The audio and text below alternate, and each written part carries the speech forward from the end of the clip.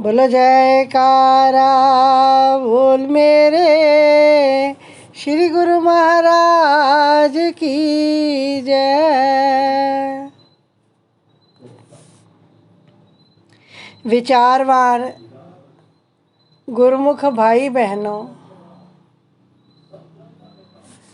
हमारा असीम सौभाग्य सर्वप्रथम हमें मनुष्य देही मिली।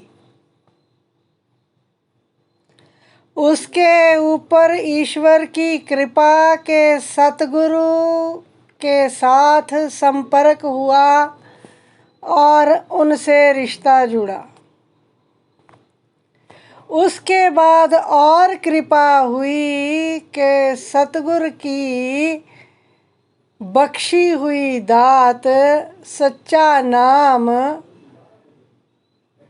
ये गहना हमारी झोली में पड़ा। उसके बाद एक और दात के नित्य प्रति का सत्संग मिला, जिसमें के हमें विचार विवेक की दृष्टि प्राप्त होती है। पता चलता है सही क्या है, गलत क्या है, अपना कौन है, पराया कौन है, अपना कार्य क्या है, जो सदा साथ निभाने वाला है। ये ज्ञान केवल सत्संग में आकर मिलता है। ये हमारे परमहंस दयाल महाराज जी की असीम अनुकंपा है, जिन्होंने निज मौज से श्री आनंदपुर धाम की रचना रचाई। आप सभी गुरुमुखों ने ये पहले भी सत्संग में अवश्य श्रवण किया होगा कि श्री आनंदपुर धाम की धरा की जब खरीद होनी थी, तब श्री दूसरी पातशाही श्री महाराज जी ने संतों महात्माओं को उनको सेवा बख्शी थी कि जाओ यहाँ यहाँ यहाँ जाकर धरती देखो, हमने एक बहुत बड़ा परमार्थ का स्थान बनाना है। और श्री आनंदपुर धाम का जंगल देखकर उनको यहाँ की धरती पसंद नहीं आई थी कि यहाँ पर जीवन के साधन सुलभ कब होंगे। घना जंगल है, पानी नहीं है और शेर चीते बघियाड़ यहाँ दिन रात घूमते रहते हैं। रात को तो निकलते हैं, दिन में भी घूमते रहते हैं। तो इसको कैसे आबाद करेंगे। पर हमारे सतगुरुदेव दाता दीनदयाल जी श्री दूसरी पातशाही जी ने आज्ञा फरमाई कि जो जगह आपको पसंद नहीं आई है और हमने इशारा किया है, इसकी मिट्टी और जो जगह आपको पसंद आई है उसकी भी मिट्टी अलग अलग बांधकर हमारे पास लेकर आओ। हम आपको निर्णय दे देंगे कि कौन सी जगह खरीदनी है। जब श्री दूसरी पातशाही सतगुरुदेव दाता दीनदयाल जी ने श्री आनंदपुर धाम की रज को देखा तो उन्होंने उसको अपने मस्तक पर लगाया और फरमाया कि ये धरा लेनी है। इस जगह पर हमारे परमहंस दयाल जी ने श्री चरण धरे हैं। यहाँ पर श्री परमहंस दयाल जी महाराज जी ने बंदगी की है, भजन सिमरन किया है, तपस्या की है। तो श्री आनंदपुर धाम की रचना श्री परमहंस दयाल जी महाराज जी की निज मौज से हुई। फिर श्री तृतीय पातशाही जी परमहंस अवतार सतगुरुदेव ने इस पर कठिन परिश्रम करके जंगलों को काट कर यहाँ आवास स्थान, श्री मंदिर, श्री सरोवर, इतने जो यहाँ पर परमार्थ का कार्य दिन रात किया कि ये आनंदपुर धाम का कन कन पूजनीय बन गया। हर स्थान पर श्री तृतीय पातशाही जी महाराज जी ने अपने शुभ श्री चरण कमल रखे। इस धरती का कण कण पूजनीय है। श्री चतुर्थ पातशाही जी महाराज जी ने साधु रूप में भी, भक्त रूप में भी यहाँ पर इतनी सेवा की है, शरीर से ऊपर उठकर सेवा की है। फिर श्री पंचम पातशाही जी महाराज जी ने इस श्री आनंदपुर धाम का झंडा चौकुंठी में लहराया। देश छोड़ विदेश में, पूरी सृष्टि में श्री आनंदपुर धाम के मंदिर बने हुए हैं, आश्रम बने हुए हैं। श्री परमहंस अद्वैत मत मंदिर स्थान स्थान पर बने हुए हैं। जहाँ जहाँ पर भारत से गुरुमुख प्रेमी विदेशों में सांसारिक कार्य व्यवहार के लिए गए, वहाँ वहाँ उन्होंने श्री पंचम पातशाही जी महाराज जी के श्री चरणों में विनती की कि सतगुरुदेव जी, वहाँ हमें माया के तो बहुत से सामान हैं, पर भक्ति के साधन कोई नहीं है। हमें सत्संग की गंगा में स्नान करने का सुअवसर प्रदान कीजिए। तो श्री पंचम पातशाही सतगुरुदेव महाराज जी ने स्थान स्थान पर पहले गुरुमुखों के घरों में जाकर सत्संग की गंगा बहाई और फिर वहाँ पर स्थान खरीद खरीद करके आश्रम बना के दिए। हमारे हजूर सतगुरुदेव दाता दीनदयाल जी ने अभी ऑस्ट्रेलिया में उसी श्रृंखला में श्री आनंदपुर धाम का झंडा ऑस्ट्रेलिया में, वहाँ पर भी स्थान की खरीद की है और निर्माण शुरू हुआ है। अभी सारे गुरुमुख ध्यान से देखो, महापुरुषों ने कितनी हम पर असीम कृपा की है। उन्होंने ये कृपा की है हम पर कि हमें जगह जगह पर श्री आनंदपुर धाम की ब्रांचेस बना के दी हैं। वहाँ पर श्री परमहंस अद्वैत मत के शाश्वत ज्योति स्तंभ श्री प्रथम पातशाही जी महाराज, श्री द्वितीय पातशाही जी महाराज, श्री तृतीय पातशाही जी महाराज, श्री चतुर्थ पातशाही जी महाराज, श्री पंचम पातशाही जी महाराज और श्री षष्ठम रूप परमहंस दयाल जी महाराज जी का षष्ठम रूप हजूर दाता दयाल जी के स्वरूप विद्यमान है, हर स्थान पर विद्यमान है। किस लिए कि जब हम आश्रम में जाएं, महापुरुषों को मत्था टेकें, वहाँ पर हम उनकी 10 मिनट के लिए भी अब अगर सिमरन पर बैठें तो उनकी जीवनी का कोई ना कोई अंश उनकी कृपा से हमारे हृदय में उतर आता है। उस वक्त जो भी कोई घटना, श्री लीला या श्री वचन हमारे हृदय आकाश में कौंध जाएं, समझ लो कि हमारे गुरुदेव ने ये हमें इशारा किया है। ये श्री आनंदपुर धाम श्री परमहंस दयाल जी महाराज जी, जिन्होंने के मतलब नेचुरल अवस्था में उन्होंने बिना किसी बंधन के निर्बंध शरीर पर कोई वस्त्र भी धारण नहीं किया था जब वो गुफा में रहकर भजन बंदगी किया करते थे। गर्मी, सर्दी, वर्षा, ओले सब कुछ उन्होंने अपने सुकोमल तन पर बर्दाश्त किए। किस लिए इतनी मेहनत की है महापुरुषों ने? हम गुरुमुखों के लिए, हम जीवों के लिए, हम रूहों के लिए, कि उनकी ये रूहें कहीं भटके ना, कहीं गफलत में ना आ जाएं। और हम गुरुमुख कहलाते हैं गुरुमुख, पर क्या भीतर से गुरुमुख हैं? इस बात की ओर हमने ध्यान देना है कि हमारा प्रतिदिन का कार्यकलाप क्या होता है।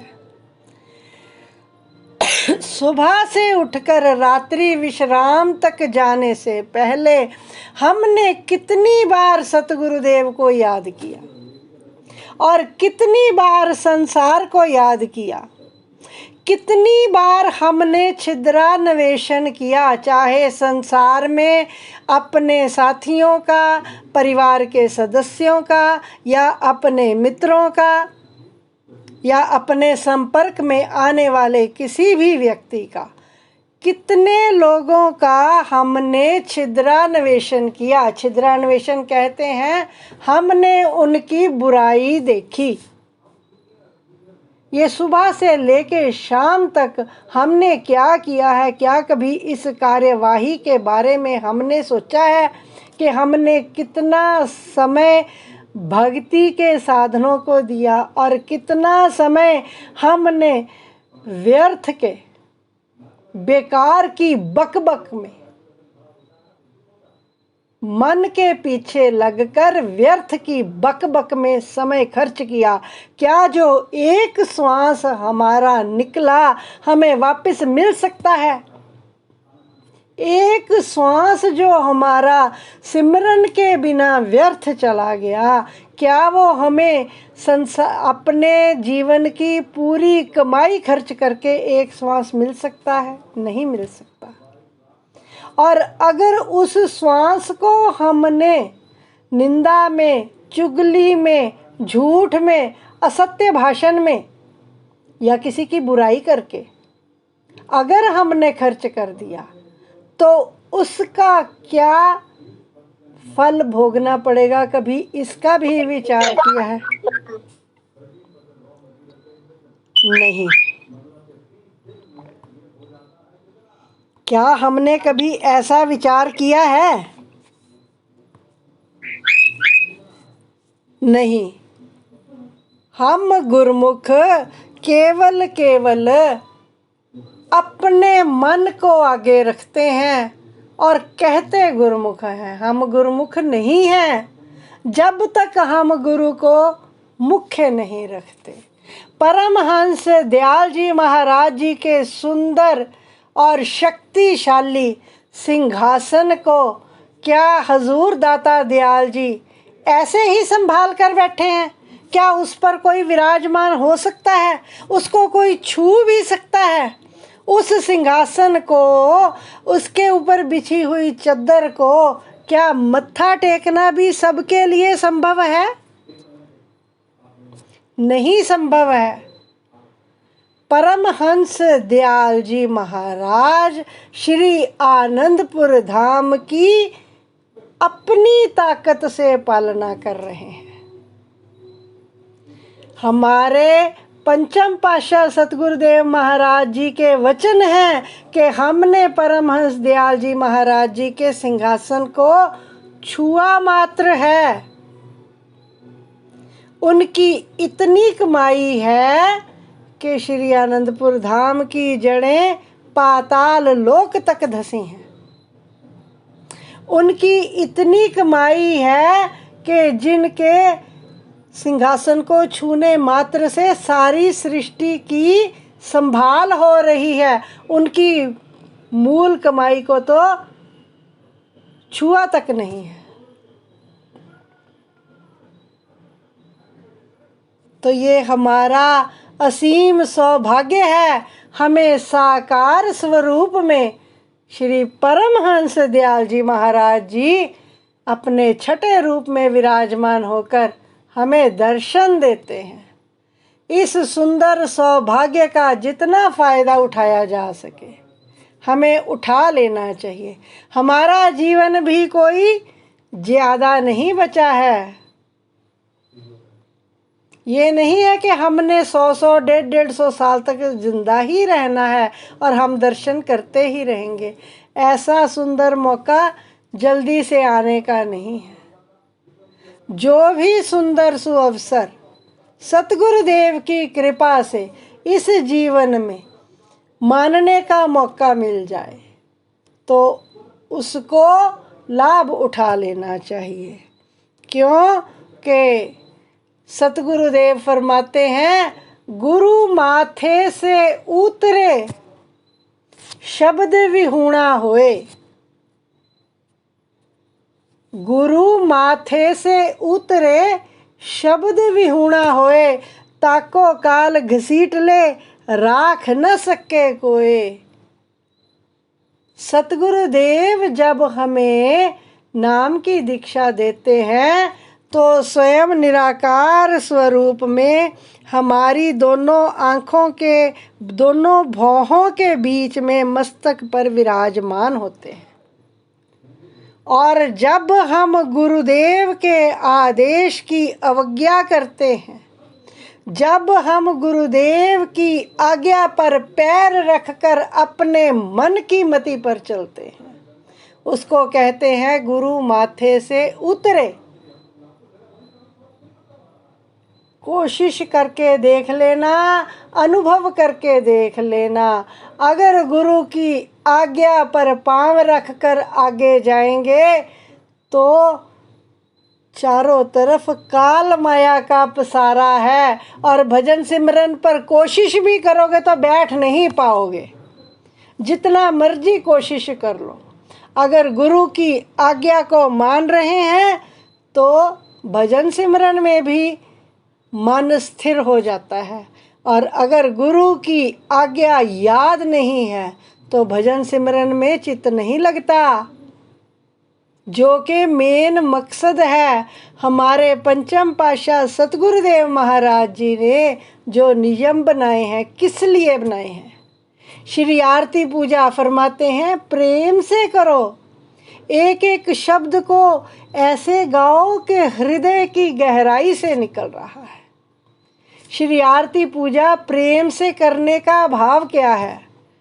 अगर हम प्रेम से करते हैं, उसके अर्थ हमारे हृदय में अंकित हो जाते हैं, हम उस भाव को ग्रहण करते हैं और हमारा भजन में मन लगता है। गुरु दरबार की निष्काम सेवा, जो भी दरबार से गुरु की आज्ञा से सेवा आती है, जब हम मन को पीछे करके, मन तो हमेशा हटाएगा सेवा से, चाहे तन की सेवा हो, चाहे मन की सेवा हो, चाहे धन की सेवा हो, किसी भी प्रकार की सेवा की आज्ञा आए, मन हमेशा पीछे हटाएगा। अनुभव करके देख लेना, कोई ना कोई बहाना बनाएगा ही सही, पर हम आपके आगे विनम्र विनती दोनों हाथ जोड़कर करते हैं। जब भी गुरु दरबार से तन की, मन की, धन की कोई भी सेवा आए, ये हम करने वाले कोई नहीं है। मत सोचना कि हम सेवा कर रहे हैं, सेवा सतगुरु करवा रहे हैं। सतगुरु अपना काम हमसे नहीं, एक तिनके मात्र को खड़ा कर दें कि तू खड़ा हो जा तिनके और तूने ये काम करना है, उसमें भी प्राण फूंक सकते हैं। उसके बाद सत्संग, सत्संग का ज्ञान, सत्संग जो है वो ज्ञान का सागर होता है। सत्संग में हमें विवेक मिलता है, कौन हमारा अपना है, कौन हमारा पराया है। मात्र गुरुदेव हमारे अपने हैं, मात्र गुरुदेव। श्री आनंदपुर सत्संग आश्रम स्थान स्थान पर बने हैं, स्थान स्थान पर गुरुदेव ने अपने तिनके खड़े किए हुए हैं। हम भी धर्मशाला में श्री गुरु महाराज जी का एक तिनका है, परम पूजनीय श्री मुल्तानी महात्मा जी का एक तिनका है, जो सेवा करते हैं आश्रम में। पर क्या आश्रम में ही सब कुछ हो जाता है? श्री आनंदपुर धाम जाना ही पड़ता है, साकार गुरु के दर्शन करने ही होते हैं। क्यों? कि हमारे सतगुरुदेव ने सत्संग के बाद फरमाया सुमिरन, सतगुरु की हमेशा याद बनी रहे, और दर्शन ध्यान। ध्यान सबसे आखिर में है। कैसे लगता है ध्यान? भजन में ध्यान कैसे लगता है? साकार दर्शन करके आते हैं, उन दर्शनों को मस्तक मध्य में बसाते हैं और उन्हीं को याद करते हैं। वही दर्शन हम अंतर मन में देखते रहते हैं और श्वासों के साथ सिमरन करते हैं। नाम को, नाम अंदर चल रहा है और सुरत उस श्वासों में लगा देते हैं, तो वही दर्शन हमें यहाँ होते हैं। ये श्री आनंदपुर धाम कोई खिलौना नहीं है भाई मेरे। श्री आनंदपुर धाम परमहंस दयाल महाराज जी की सुंदर अनमोल रचना है। ये हमारे लिए हुई है। महापुरुषों ने इतनी थकियां की हैं, इतनी कठिनाइयां झेली हैं अपने शरीर पर, सुंदर सुकोमल शरीर पर इतने कष्ट धारण किए हम गुरुमुखों की खातिर। तो हमारा फर्ज है कि हम मन को हावी ना होने दे, गुरुमति को धारण करें, क्योंकि बिना गुरुमति को धारण किए हुए निस्तारा नहीं हो सकता। गुरबाणी का वचन है, गुरु की मत तू ले अयाने, भक्ति बिना बहु डूबे सियाने। बड़े बड़े सियाने, याद रखना, अरे हम कुछ भी नहीं हैं। सतगुरुदेव के दासन दासों के दासन दासों की चरण धूलि नहीं है। हम अपने आप को क्या समझ सकते हैं कि क्या हम भजन सिमरन करते हैं, हम बहुत बड़े महात्मा हो गए? क्यों कि जरा सा भी सत्कर्म करने पर मन नाग बनकर डस लेता है, अहंकार का फण खड़ा हो जाता है। बहुत सूक्ष्म रास्ता है भक्ति का, बहुत सूक्ष्म। इसलिए समय बहुत ले लिया आप सभी का। सतगुरुदेव पंचम पातशाह गुरु महाराज जी के 5 नियमों पर अपने जीवन को चलाते हुए गुरु की मति को धारण करना है और मनमति का त्याग करना है, ताकि ना तो गुरु हमारे माथे से उतरे, ना हमारा हृदय शब्द से विहूणा होए, और ना ही काल की परिधि में हम आ सकें। अगर गुरु मस्तक पर विराजमान रहेंगे, श्वासों में शब्द चलेगा, तो काल की परिधि से हम सदा बचे रहेंगे। यही हमारे जीवन का लक्ष्य है, इसी में महापुरुषों की प्रसन्नता है और इसी को हमने हासिल करना है। बोलो जयकारा बोल मेरे श्री गुरु महाराज की जय।